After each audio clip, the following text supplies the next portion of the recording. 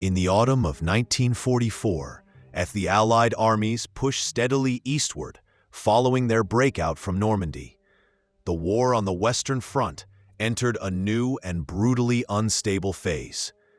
American troops advancing into France found themselves confronting terrain and weather far harsher than anything they had faced during the summer.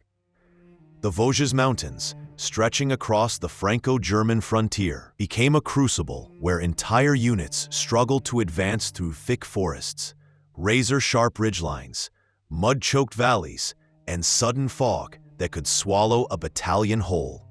It was in this environment, months before the world-famous chaos of the Battle of the Bulge, that one of the least celebrated but most astonishing acts of individual courage in American military history unfolded. The man at the center of it did not fit Hollywood's idea of a warrior. He was not a towering figure with a fearsome reputation. He was not a rifleman groomed from youth to be a soldier. Instead, he was a 33-year-old Tennessee man with quiet features, a calm temperament, and a job title that suggested anything but heroics on the battlefield: company cook.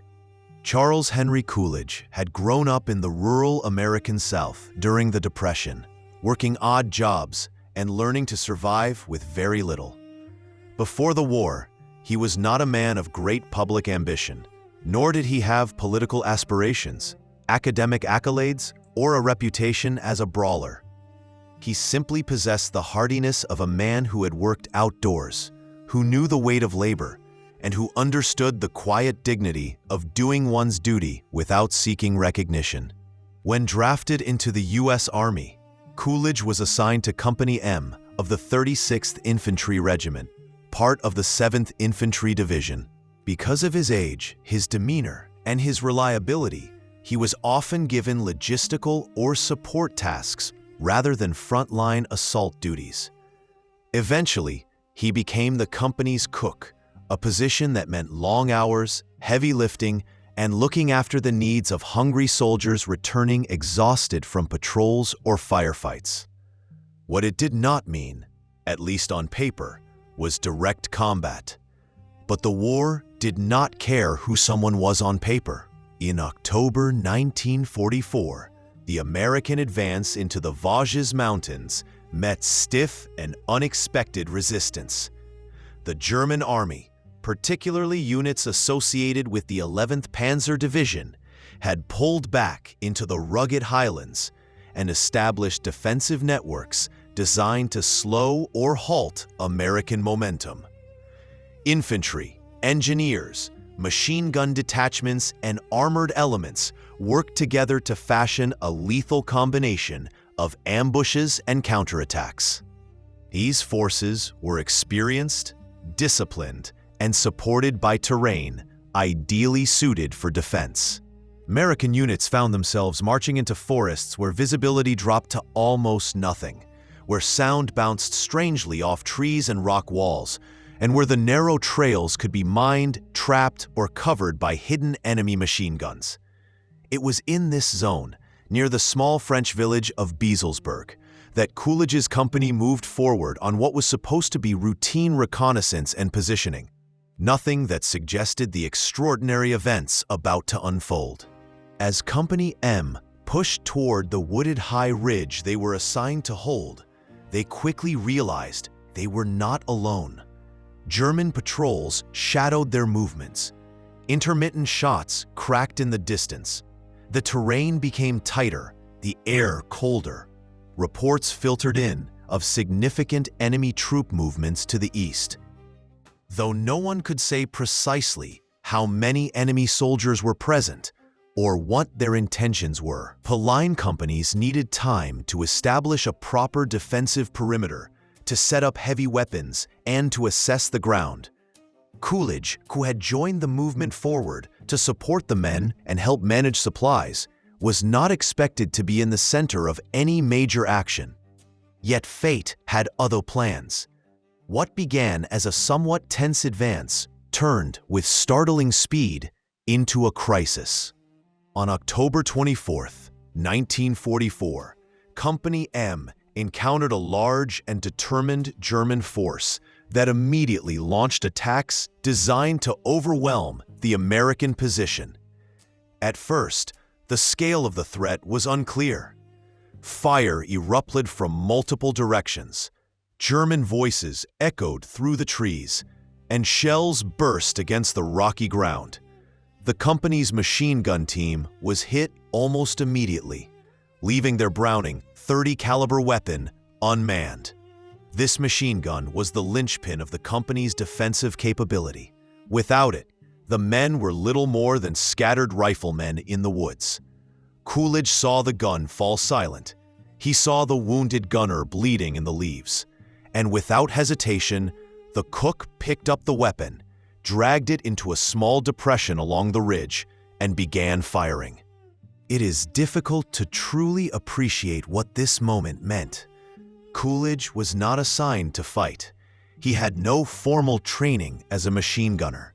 He had no reason, beyond duty, to expose himself. But he understood that the collapse of the machine gun position would unravel the entire company. So he set the tripod as best he could in the mud and braced his shoulders behind the weapon, just as the German assault intensified. The gun roared to life, cutting through branches and sending bursts of tracers across the ravine. German troops, stunned to find the machine gun suddenly back in operation, broke into cover. Coolidge's bursts pinned down multiple enemy squads and disrupted the initial German advance.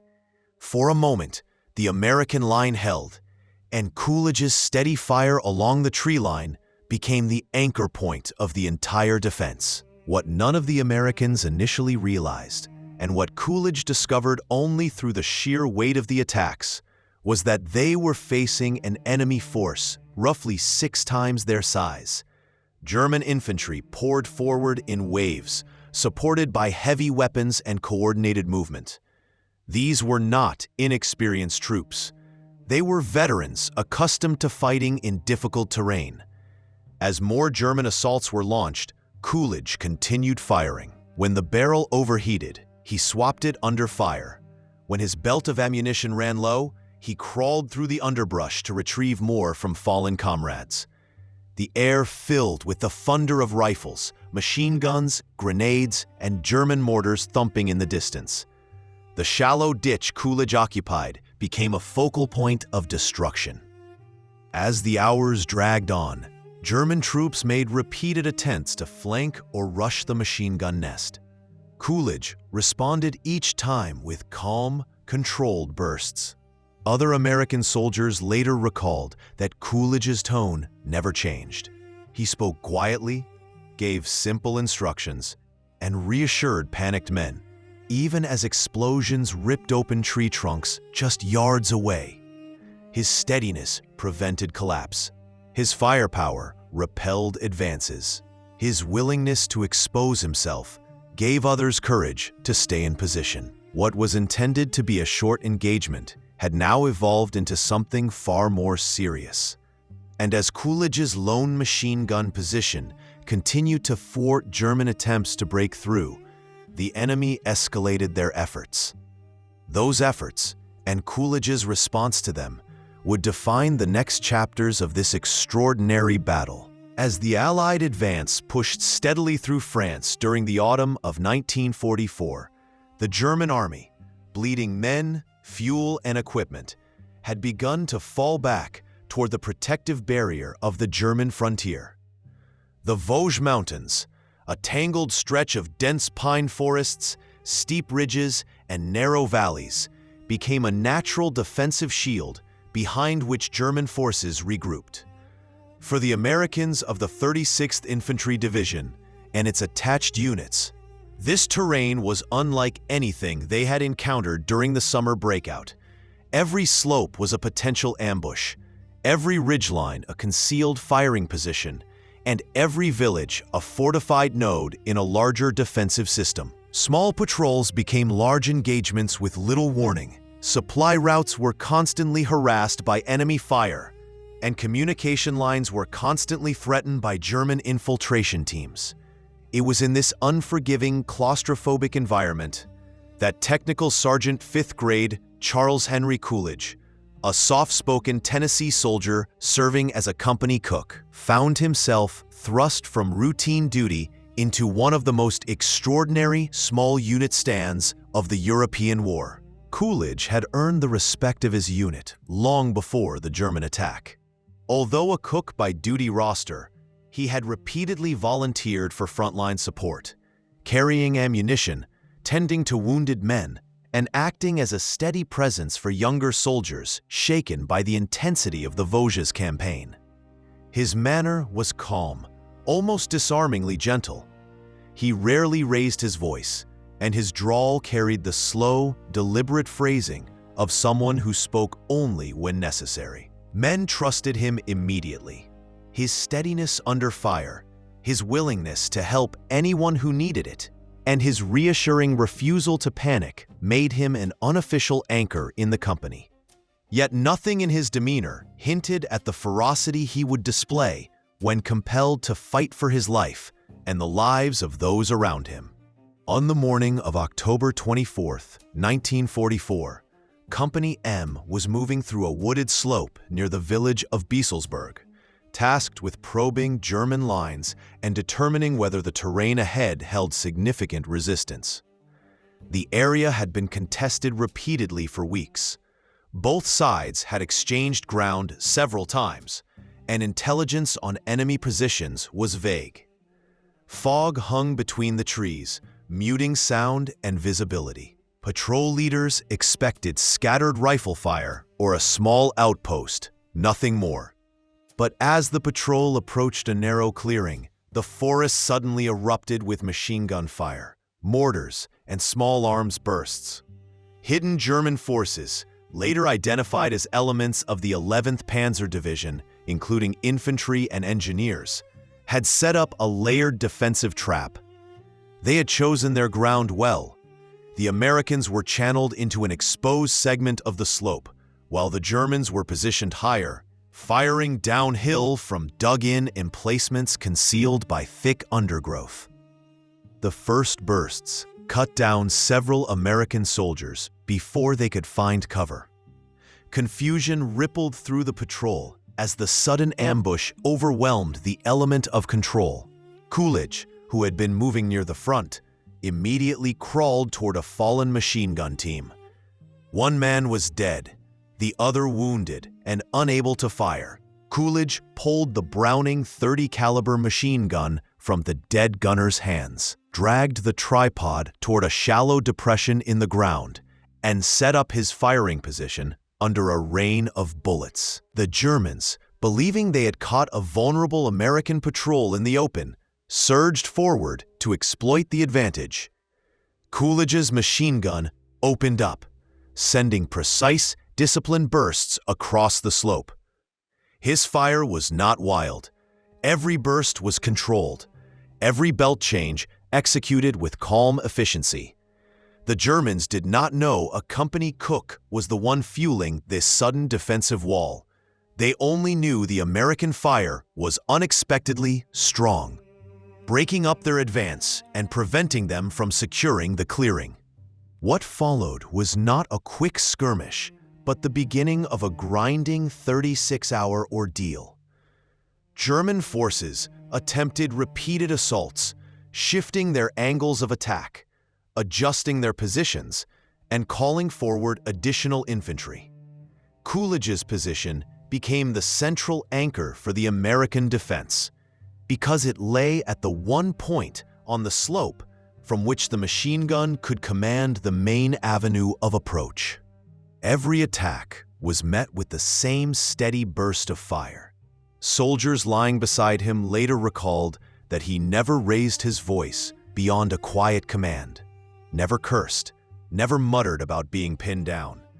He simply worked the machine gun, adjusted the sights, changed belts, and fired. Over time, the depression he occupied grew into a shallow trench carved out by bullets and shrapnel. At several points, the gun barrel overheated, glowing faintly in the cold air. Coolidge let it cool long enough to avoid a jam before resuming fire. When ammunition began to run low, he crawled forward under fire to retrieve belts from dead or wounded soldiers, dragging them back to his makeshift foxhole. Mortar fire bracketed the position repeatedly, sending earth and metal fragments into the air. Splinters tore his uniform, grazed his skin, and peppered the stock of the machine gun, but he remained at his post. Other soldiers rotated in and out, some wounded, others too exhausted to continue. But Coolidge held his position continuously. His determination became contagious. More Marines and infantrymen rallied to support the line, precisely because he held it without hesitation. The German officers coordinating the assault soon realized they were dealing with more than a stalled patrol. They brought forward additional infantry squads and machine gun teams, attempting to flank the position. Coolidge adjusted his fire accordingly, shifting the tripod, changing elevation, and issuing quiet, steady instructions. His fire broke up flanking movements and forced the Germans to fall back repeatedly. The attackers came within yards of his trench at several points, shouting, firing, and throwing grenades. Several grenades landed close enough to shower him with soil and fragments, yet he continued to fire until the enemy retreated again. As daylight faded and darkness settled in, the forest transformed into a maze of shadows and flickering muzzle flashes. Coolidge's machine gun continued to speak in short bursts, marking his position like a lighthouse in the chaos. Through the night and into the next morning, the pattern repeated. A German push, a sustained burst of American fire from Coolidge's position, and a retreat back up the slope. By dawn on the second day, the Americans had stabilized their perimeter, but the Germans launched one more coordinated assault, this time bringing forward armored vehicles. Coolidge's response was immediate. He raked the advancing vehicles with machine gun fire, targeting exposed infantry and the vulnerable aspects of the armored hulls. He reportedly disabled at least 2 vehicles with accurate fire, forcing the remaining armor to fall back. By the end of the 36-hour engagement, German forces began to withdraw from the immediate area, uncertain how many Americans they had faced and stunned that their calculated ambush had failed to break through. When reinforcements finally arrived and Coolidge relinquished his gun, he simply nodded, exhausted but steady, as though the previous day and a half had been nothing more than a routine shift. For the men whose lives he had saved, the sight of him standing quietly beside the machine gun was unforgettable. A cook who had become, for those desperate hours, the immovable center of their survival.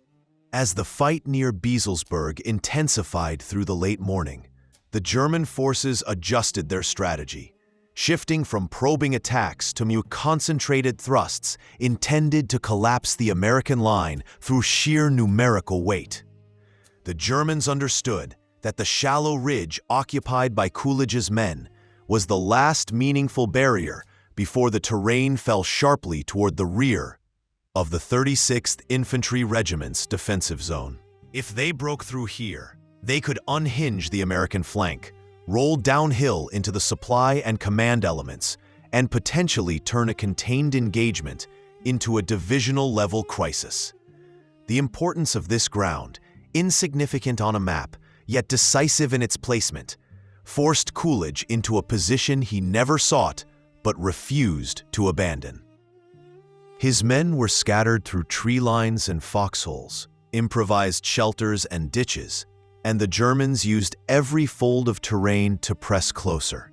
Mortar rounds bracketed the slope, machine gun bursts tore through the branches overhead, and small arms fire echoed in bursts as both sides tried to feel out weaknesses. Coolidge's machine gun position quickly became the axis of resistance. When the first German squad attempted to flank from the left using a wooded draw, he shifted the .30 caliber gun and laid down fire that cut across the foliage, sending the attackers scrambling back down the hillside. The gun overheated repeatedly, requiring him to swap barrels or pause momentarily. But each time he got it running again, the rhythm of controlled bursts resumed. His method of firing was deliberate rather than frantic, a steady pattern that kept the enemy pinned without wasting precious ammunition. German reports later indicated they believed multiple American machine gun crews were engaging them. In reality, it was the calm precision of a single cook with a single gun.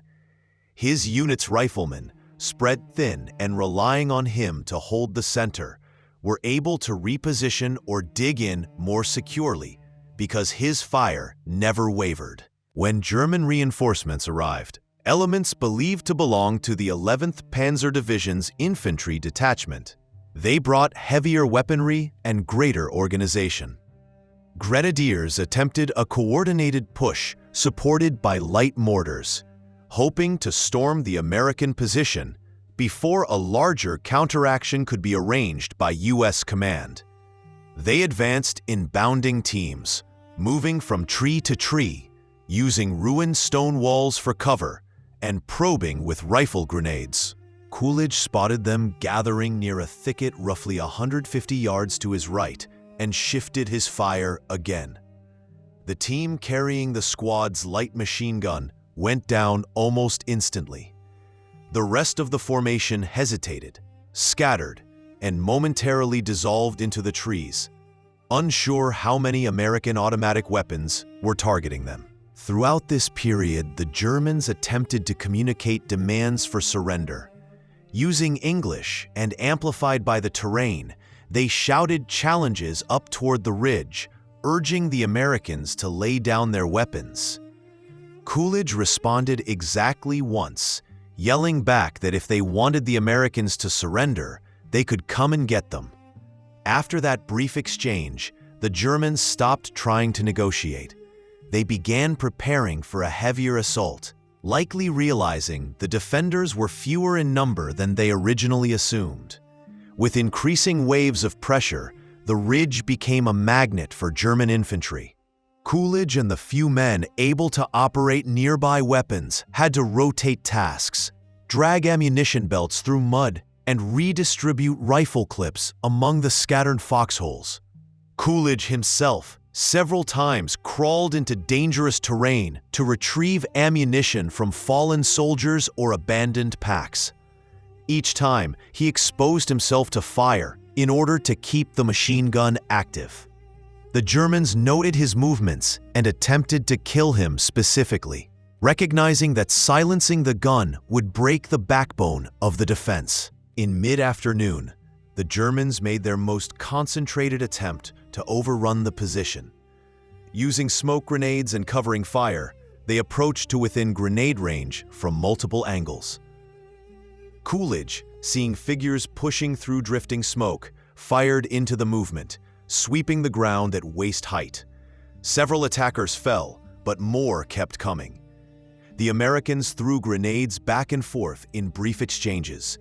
One German soldier reached a point only yards away, throwing a grenade that landed barely short of Coolidge's ditch. He kicked it aside, buried himself momentarily against the ground as it detonated, and returned fire almost immediately. Riflemen to his left and right attempted to reinforce the gun, but the concentration of German pressure forced them to reposition or withdraw slightly, placing even more of the burden on him. The smoke cleared gradually, revealing German bodies scattered in the underbrush and others retreating to regroup farther downslope. The fighting dragged into evening with no letup. The dense woods magnified sound, making it difficult to distinguish between actual approach and the echoes of distant firefights. Coolidge's position had become a nerve center for the entire line. Runners carrying field notes or ammunition passed through his ditch, taking advantage of the relative safety created by the gunfire. Officers issued low-voiced instructions, warning that the enemy was massing again for a possible night assault. Coolidge barely slept, instead cleaning the weapon, repositioning ammunition, and keeping watch. The men around him depended on the stability he projected. He spoke plainly and calmly, keeping younger soldiers steady, even as the forest filled with shadows and scattered gunfire. The next morning brought renewed German pressure. Fresh infantry units, supported by engineers and at least one armored element, appeared along the tree line.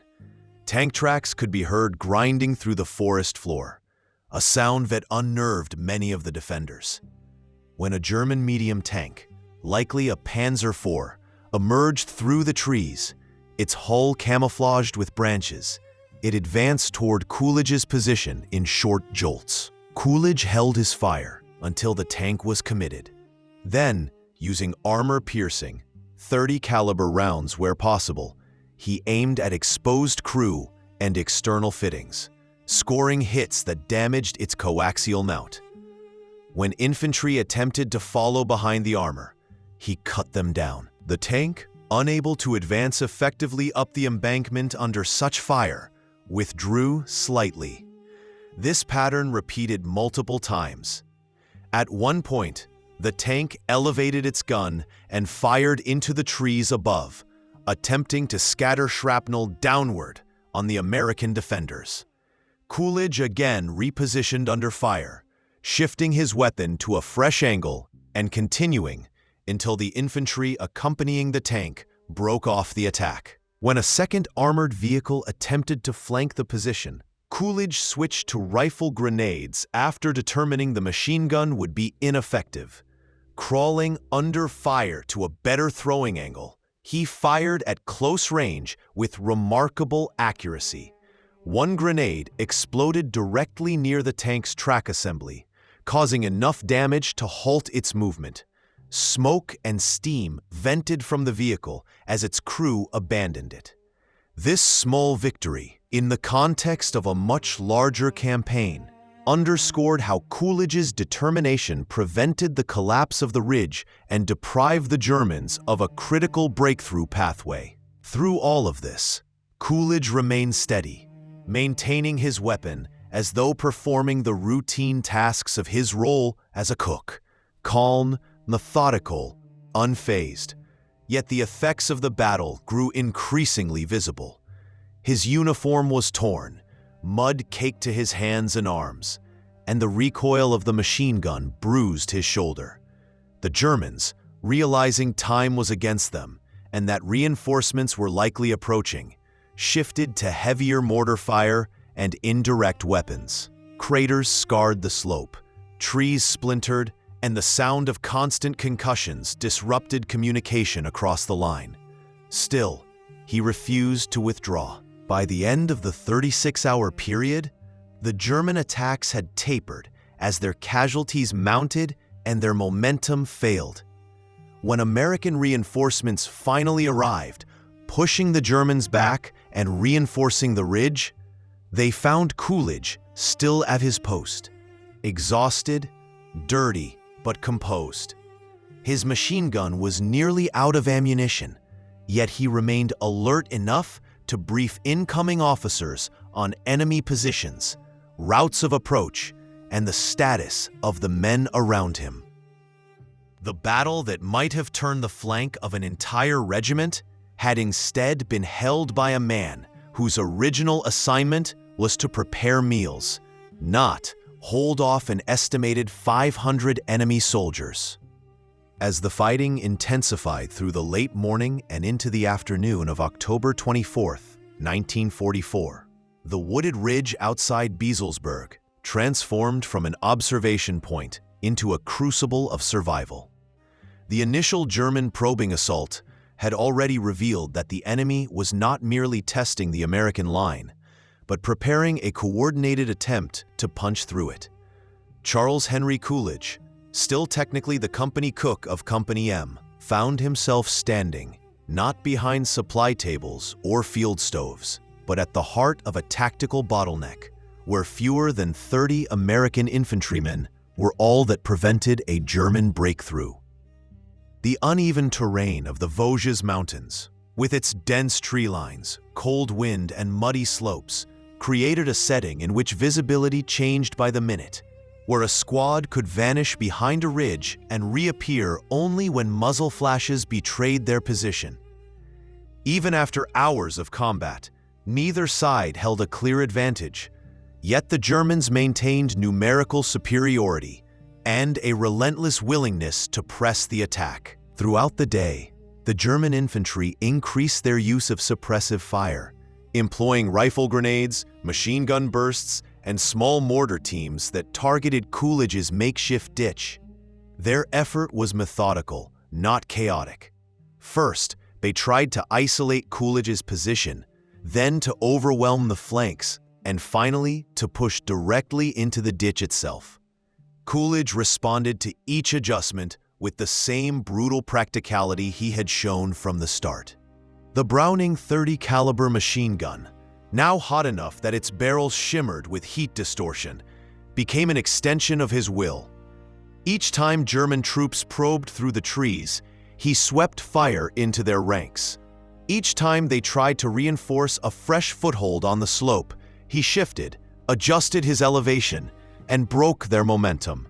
The steady rhythm of the Browning firing, pausing for reloads, and firing again became a mechanical counterpoint to the shouted German commands echoing through the forest. His platoon, pinned behind rocks and tree trunks, rallied around the courage they saw in Coolidge's unbroken defense. Several men later testified that his presence alone prevented panic. Coolidge shouted instructions when needed, called out visible movement, and urged his men to conserve ammunition and coordinate fields of fire. Despite the chaos around him, he remained astonishingly composed, even cracking dry jokes while rounds snapped above his head. That demeanor did more than steady the platoon. It created cohesion.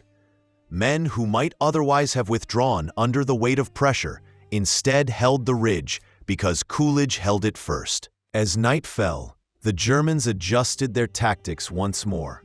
They stopped direct assaults and shifted toward attrition, probing the line with small teams to identify weaknesses. Sporadic bursts of fire crackled through the darkness, accompanied by shouted orders in German and the metallic clatter of weapons being repositioned. Coolidge, operating his machine gun by touch and memory, continued to fire controlled bursts when he identified silhouettes moving through the trees. His hands were raw from handling the overheated weapon. His uniform was torn from scrambling between positions. Yet he kept working through the darkness with methodical endurance, refusing to surrender the ground that had become the linchpin of the American defense. By dawn on October 25th, the German command escalated the assault significantly. 2 armored vehicles, light tanks or assault guns, depending on later interpretations, advanced toward Coolidge's position under covering fire from the forest line. Their engines roared through the valley, their tracks grinding through wet earth, signaling a clear intention to break the remaining American resistance through shock and armor. Coolidge, recognizing that the machine gun alone would be ineffective at stopping armored vehicles, shifted his focus to the infantry moving alongside and behind the advancing armor. He instructed nearby riflemen to stay concealed until the tanks closed the distance, so that their grenades and rifle grenades might have a chance of disabling exposed mechanics or external systems.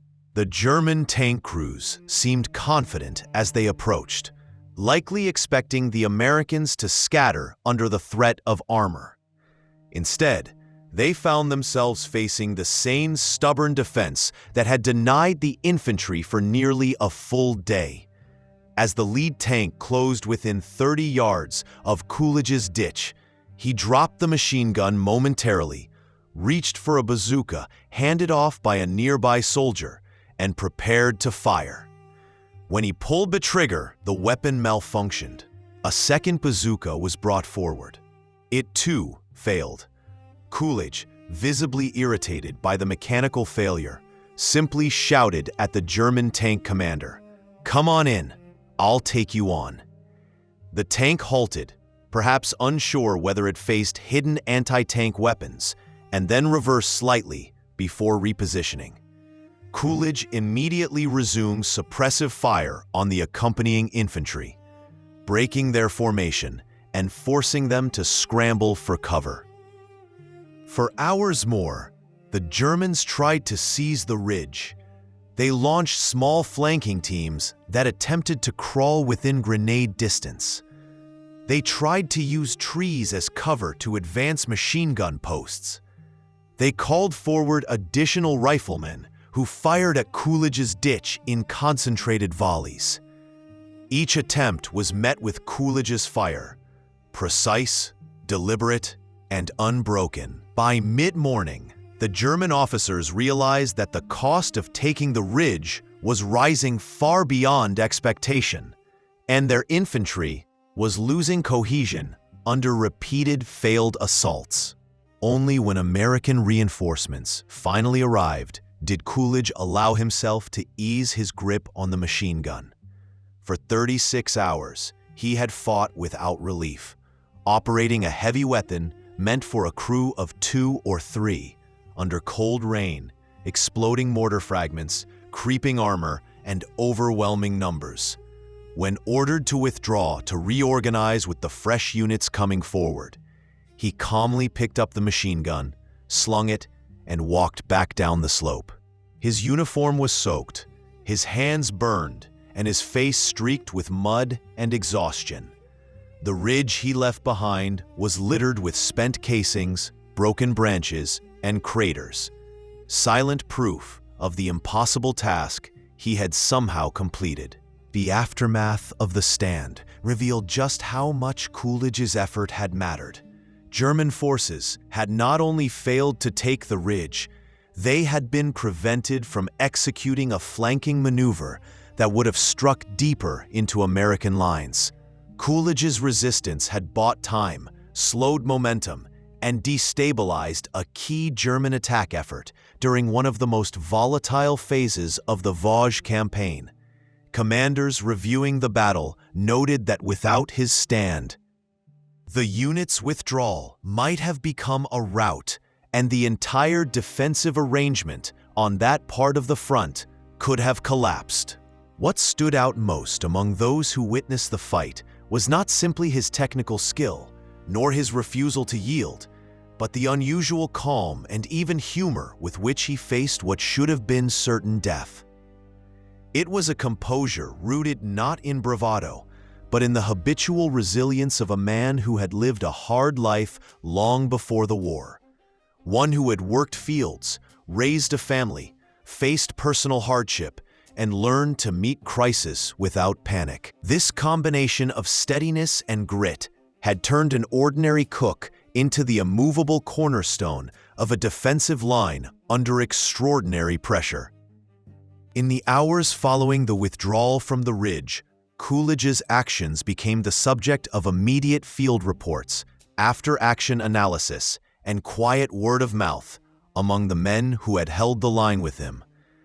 His fellow infantrymen, many of whom had been pinned down or cut off during the height of the fighting, described him as the difference between their survival and annihilation. Officers, upon learning that the cook with the machine gun had single-handedly held off multiple waves of infantry and armored support, initially assumed the accounts were exaggerated. After interviewing survivors, reviewing the terrain, and studying the traces of German movement, they concluded that the reality was just as remarkable as the stories emerging from the front. Despite his commanding performance, Coolidge made no effort to call attention to himself. Upon returning from the line, he shrugged off praise, gave brief answers when questioned, and directed credit toward the platoon as a whole. Soldiers in his company later recalled that he quietly cleaned the machine gun, checked on the wounded, and resumed normal duties without treating the battle as anything unusual. That humility became an integral part of how his story was preserved, a tale of overwhelming courage set against the backdrop of a man who never sought recognition and who rarely spoke of the event afterward. In the weeks that followed, the broader campaign in the Vosges continued to evolve. American units struggled through forests, ravines, and entrenched German pockets that turned each advance into a costly contest. Although major offensives soon shifted elsewhere, the memory of Coolidge's stand lingered. The ridge where he had made his desperate defense became a reference point, an example used by leaders to emphasize the impact that individual resolve could have in larger tactical operations. Even after the campaign moved deeper into Europe, Coolidge's name appeared in documents outlining exceptional conduct in the field. The Army began the Medal of Honor review process quietly, as was common during ongoing operations, gathering statements from Coolidge's platoon, company officers, battalion staff, and nearby units that had observed the battle. Their accounts consistently emphasized two central themes: the overwhelming numerical disadvantage under which Coolidge fought, and the fact that his actions had prevented a dangerous German advance from gaining momentum. Witnesses noted his calmness under direct fire, his unbroken control of the situation, and his ability to direct fire and repel attacks with complete disregard for personal safety. Others emphasized his dry sense of humor as he fought, a trait that strengthened morale and steadied the nerves of younger soldiers. When the Medal of Honor citation was finally drafted, it captured what many considered almost unbelievable: a company cook armed with a machine gun, defending a position for 36 hours and repelling coordinated assaults by an enemy force that outnumbered him more than 6-1. President Harry S. Truman approved the award in 1945, and later that year, Charles Henry Coolidge received the Medal of Honor at a ceremony whose public profile was far smaller than those given to more well-known war heroes.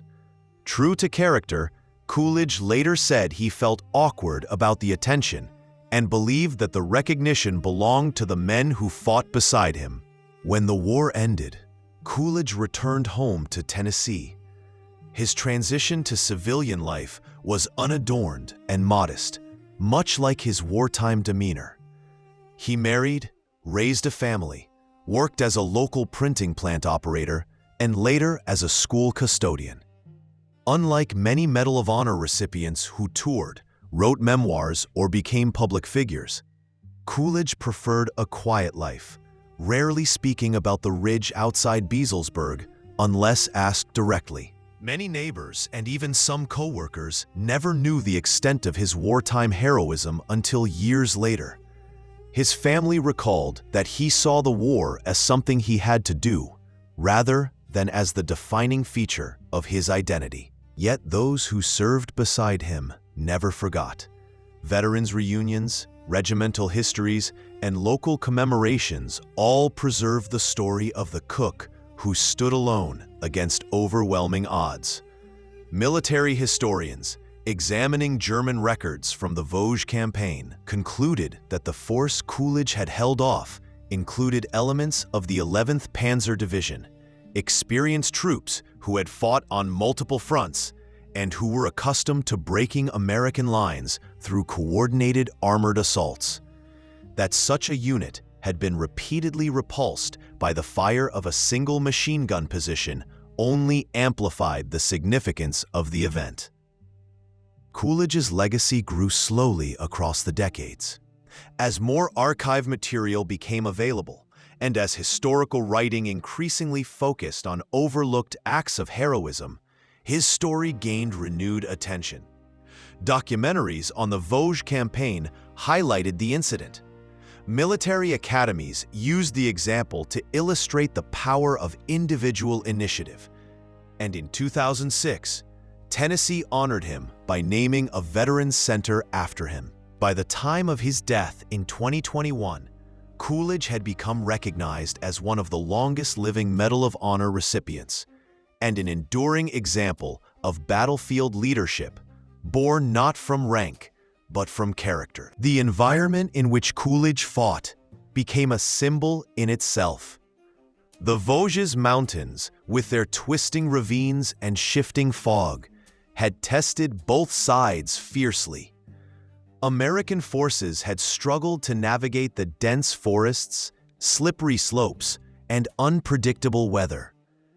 German defenders had fought to preserve ground they believed vital to slowing the Allied advance.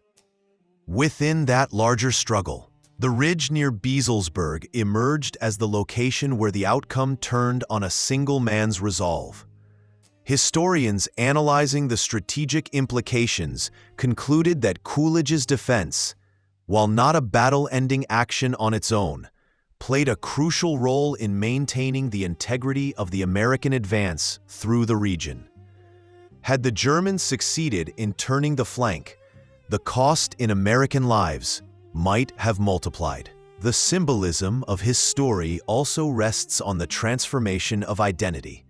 Coolidge was trained as a cook, a logistical role, essential but rarely associated with frontline combat. Yet in the unpredictability of war, such distinctions collapsed.